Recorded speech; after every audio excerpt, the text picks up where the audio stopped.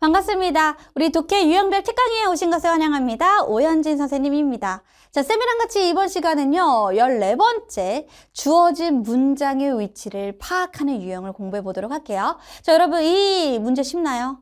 쉽지 않습니다. 그죠? 우리 31번부터 사실 39번까지 여러분들이 조금 어려워하는 곳들이 밀집되어 있잖아요. 근데 주어진 문장 위치는요, 앞에 순서 문제랑 비슷합니다. 그래서 순서를 틀리는 친구면 이 문장 위치를 틀릴 가능성이 굉장히 높아져요. 왜? 문제 푸는 방법이 비슷한데 그걸 못하니까. 그래서 쌤이랑 같이 한 번 더 확인을 해보도록 하겠습니다. 자, 주어진 문장의 위치 파악이라는 게 바로 뭐냐? 자, 주어진 문장이 있어요. 위에 있을 거야. 자, 문장 한 문장입니다. 자, 근데 이 문장이 제시된 지문이 어느 위치에 들어가야 되느냐? 그냥 한마디로 여기 이렇게 주고 긴 지문이 있는데 여기서 얘 어디 들어가? 이렇게 묻는 겁니다. 그럼 여러분들은 어떻게 하느냐? 아무 생각 없이 문제 풀면 해석하죠? 이거 보면 해석합니다. 근데 해석만 해요. 쌤이 그랬죠? 해석만 하시면 안 된다고요. 요거 해석하시고 잠깐 1, 2초 정도 우리 시간을 좀 갖자. 어떤 시간? 멍 때리는 시간? 아니고요. 요 안에서 똑같아. 그래, 소재를 찾으려고 하고 조금이라도 내가 여기를 아직 안 읽었지만 여기서 읽은 부분이 있다면 여기에 어떤 주어라던가 이런 것들을 살펴보면서 혹은 뭐 however이라던가 이런 연결사를 살펴보시면서 대략적으로 지금 이 글이 어떤 소재를 지금 쓰고 있고 어떻게 흘러가는지는 대략적으로 파악은 가능할 수 있거든요. 그래서 글의 소재를 파악하면서 글의 흐름이 어떻게 흘러갈지를 어떤 흐름, 전개 이런 걸 예상해 보는 겁니다. 예상. 분명히 근거가 있을 거예요. 연결어, 지시어 이런 것들. 그래서 우리가 좀 살펴보시면 되는데, 자, 중요한 건 글에는 뭐가 필요해? 이 글에 정말 꼭 중요한 필수. 어휘는 통일성, 일관성, 논리성이에요. 글은 통일이 돼야 돼요.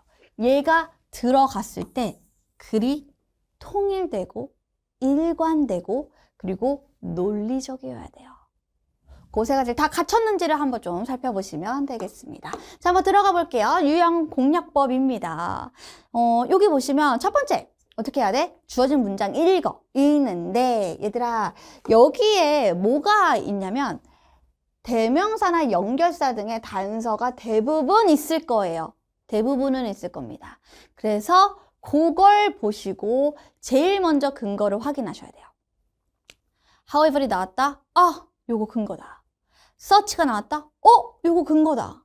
이런 식으로 나와야겠죠. 근데 진짜 어려운 문제는 이런 근거를 잘 눈에 띄게 안 하거나 안 보이게 만들어요. 내용으로 파악하게 만들 수도 있긴 하나 대부분 이런 단서가 있다는 거예요.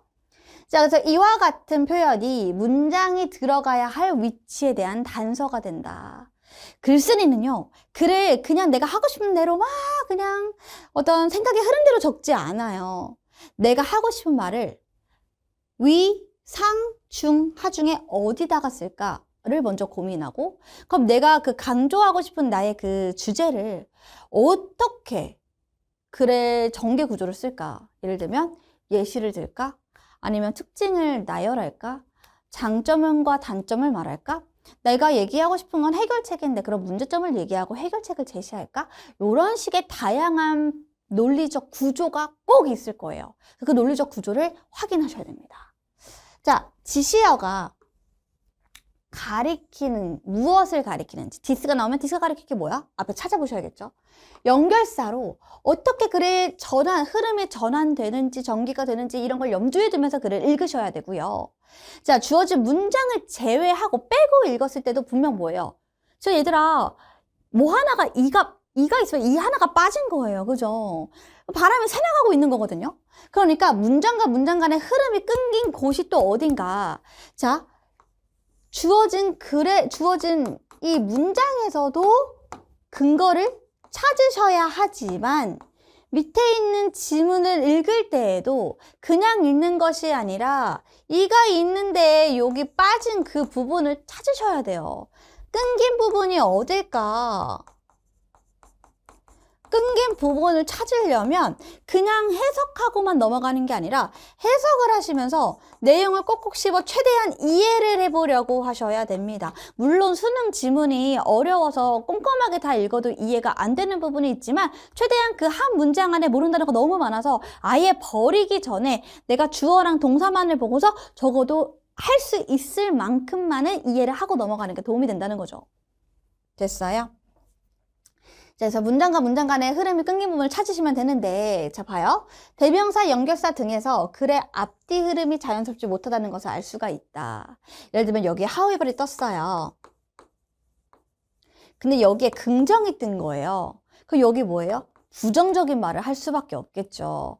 however는 대조라던가 어떤 역접의 기능이 있기 때문에 앞에 얘기했던 거를 일관적으로 계속 비슷하게 서술하지 않는다는 거죠.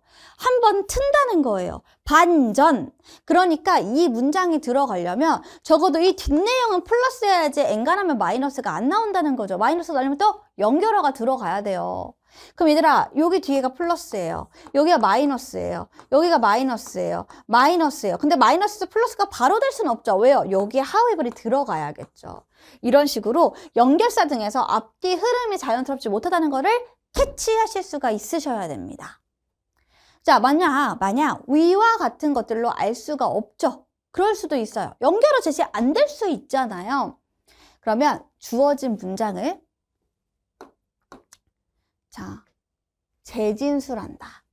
그러니까 주어진 이 문장을 재진술하는 문장을 찾으셔야 돼요. 이 문장과 비슷한 말을 하고 있는 문장을 찾으셔야 된다는 거죠. 찾으셔야 된다는 거죠. 그럼 비슷하게 어떻게 그 문장을 꾸리느냐? 재진술이잖아요. 보편적인 내용으로 꾸리거나 이 글의 보편적인 내용으로 꾸리거나 얘보다 조금 더 구체적인 내용 혹은 예시를 드는 내용 이런 것들이 결국에는 이 문장을 재진술하는 표현인 거죠. 그래서 비슷하게 흐름을 갖고 가는 내용과 흐름을 갖고 가는 문장을 찾아서 그 앞뒤 중에 괜찮을 만한 것을 찾는 것도 어려우면 그게 방법일 수도 있다는 거죠. 자, 그럼 얘들아 들어갈 위치 찾았어요. 넣었어. 그럼 어떻게 해야 돼요? 점검해야죠. 어떻게 점검합니까? 그 위치에 문장을 다시 넣어요. 그리고 읽어보는 겁니다.